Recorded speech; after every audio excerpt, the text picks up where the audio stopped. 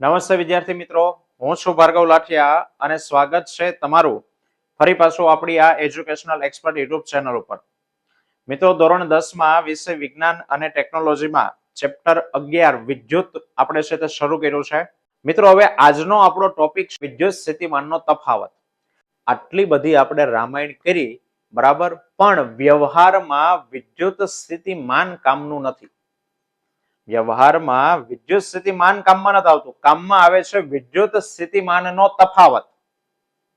સાહેબ, તો હું કામ આટલી બધી પહેલેથી રામાયણ કરી? પણ મિત્રો, વિદ્યુત સ્થિતિમાનનો તફાવત શીખવો હોય તો પેલા વિદ્યુત સ્થિતિમાન ભણવું પડે. જેવી રીતે નદીમાં પાણીનો પ્રવાહ જતો હતો, પેલી પાઇપમાં પાણીનો પ્રવાહ જતો હતો, તો એક છેડાએ દબાણ વધુ હતું, એક છેડાએ દબાણ ઓછું હતું, તો બે છેડા વચ્ચે શું હતો? પાણીના દબાણનો તફાવત હતો.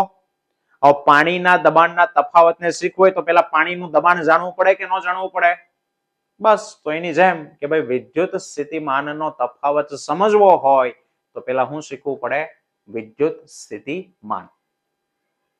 ક્લિયર?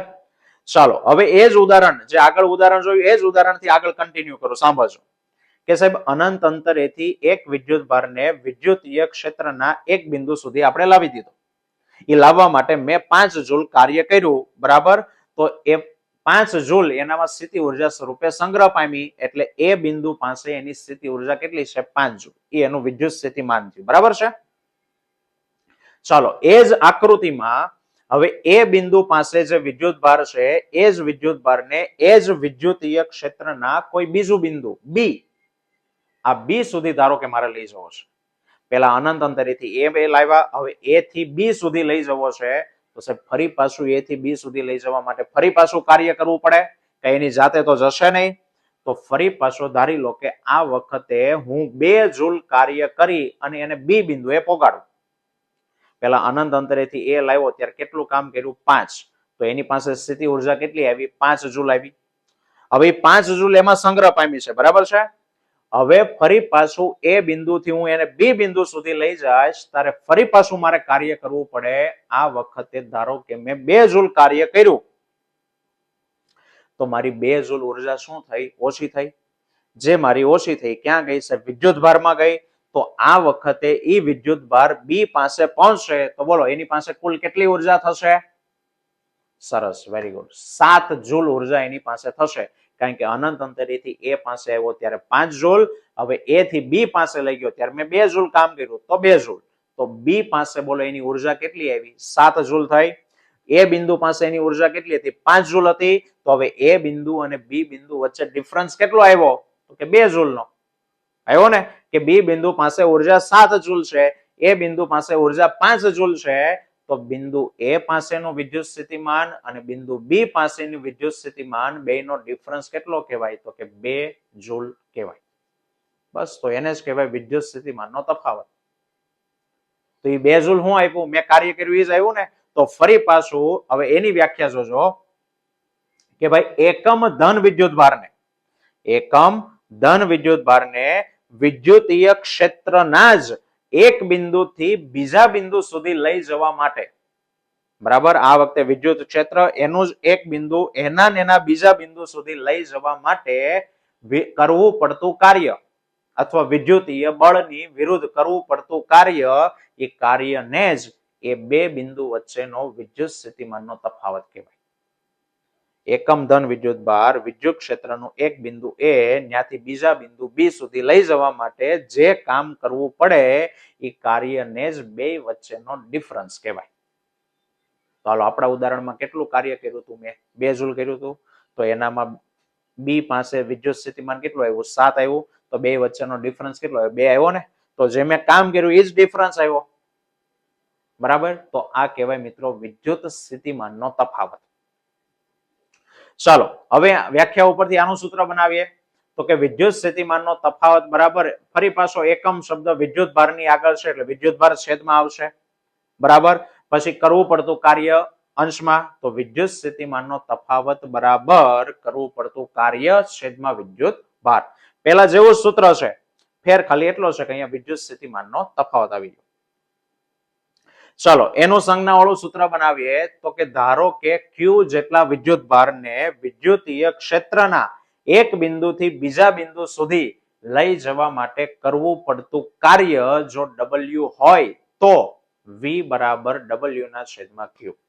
કારણ કે વિદ્યુત સ્થિતિમાનના તફાવતની સંજ્ઞા પણ V જ છે, કાર્ય W, વિદ્યુત ભાર Q, એટલે સેમ સૂત્ર થાય. હવે મિત્રો સૂત્ર સેમ હોય તો SI એકમ પણ સેમ હોય, બરાબર છે. કાર્યનો એકમ જૂલ, વિદ્યુત ભારનો SI એકમ કુલમ, તો વિદ્યુત સ્થિતિમાનના તફાવતનો SI એકમ શું થાય? કુલમ, જૂલ પ્રતિ કુલમ થાય.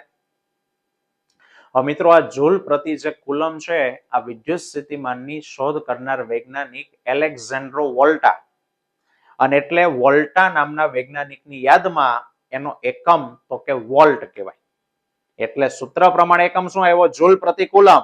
એ જૂલ પ્રતિ કુલમ ને જ શું કહેવાય? વોલ્ટ કહેવાય. અને વોલ્ટ માટે સંજ્ઞા પણ V છે.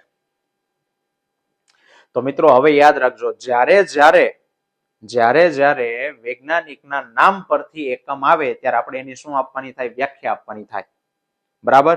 જેવી રીતે આગળ એમ્પિયરની વ્યાખ્યા આપણે આપી હતી, તો એવી રીતે અહીંયા સાહેબ 1 વોલ્ટ કોને કહેવાય? અને બીજું એક વસ્તુ કે સાહેબ વિદ્યુત સ્થિતિમાનનો તફાવત બોલવામાં બહુ લાંબુ પડે છે, તો આજથી આપણે એને ટૂંકું નામ આપી દઈએ, એને આજથી વોલ્ટેજ પણ આપણે ઓળખીશું કે વિદ્યુત સ્થિતિમાનનો તફાવત એટલે વોલ્ટેજ. આ પેલું સલમાન વાળું નહીં હો, 440 વાળો વોલ્ટેજ. હા, વોલ્ટેજ એ જ છે, પણ સાહેબ શું હતું એ આજ આપણને ખબર પડી. ચલો, તો વોલ્ટેજ એટલે વિદ્યુત સ્થિતિમાનનો તફાવત, બરાબર. એનો SI એકમ શું આવ્યો? વોલ્ટ. હવે એની વ્યાખ્યા આપે સાહેબ 1 વોલ્ટ ક્યારે કહેવાય?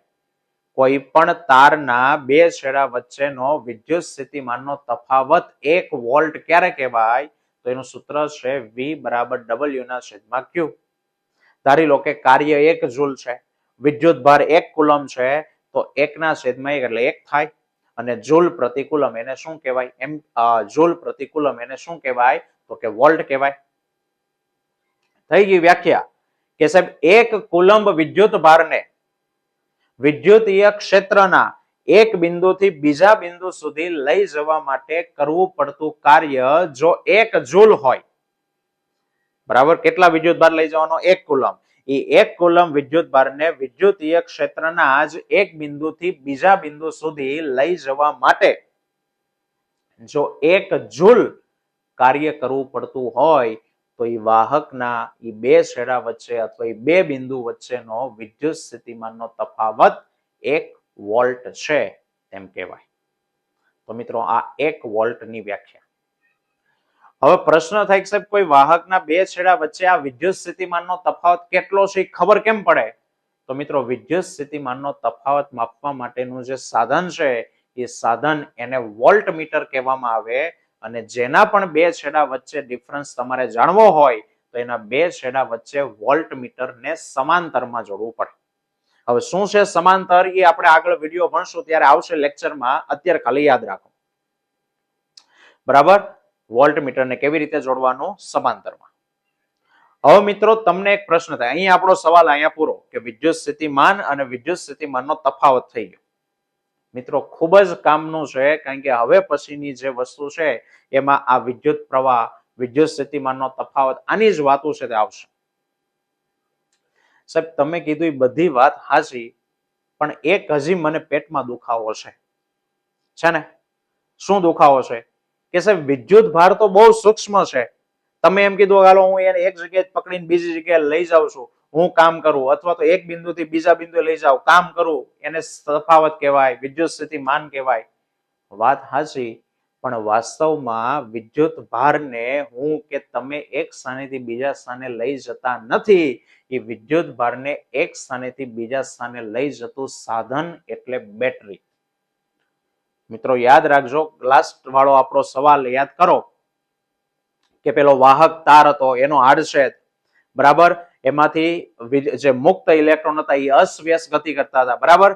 જેવી એના બે છેડા વચ્ચે બેટરી જોડી એટલે બધા વિદ્યુત ભાર એક દિશામાં ગતિ કરવા લાગ્યા હતા.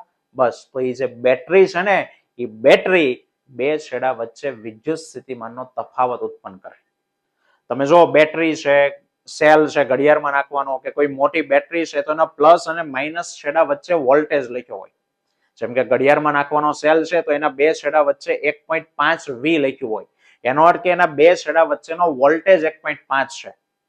બરાબર, આપણા ઘરે જે પ્રવાહ આવે, બરાબર, બે છેડા જે પ્રવાહ લઈને આવે છે એના બે છેડા વચ્ચેનો વોલ્ટેજ 220 હોય. તો આ વોલ્ટેજ ઉત્પન્ન કરતું સાધન એટલે કોણ? તો કે બેટરી. બરાબર, તો મિત્રો આ હતો વિદ્યુત સ્થિતિમાન. જો તમને આને રિલેટેડ કોઈ પ્રશ્ન હોય તો નીચે કોમેન્ટમાં કરજો, અને જો હજુ એવું લાગે તો એકવાર બે વાર વિડીયો રિપીટ કરો, કારણ કે તમારા માટે આ વસ્તુ નવું છે. બરાબર, એક વારમાં સમજાય નહીં તો કદાચ બે વાર ત્રણ વાર જોવો તો સમજાઈ જશે. આવતા વિડીયોમાં ફરી પાછા મળીશું. ત્યાં સુધી જય હિન્દ, જય ભારત.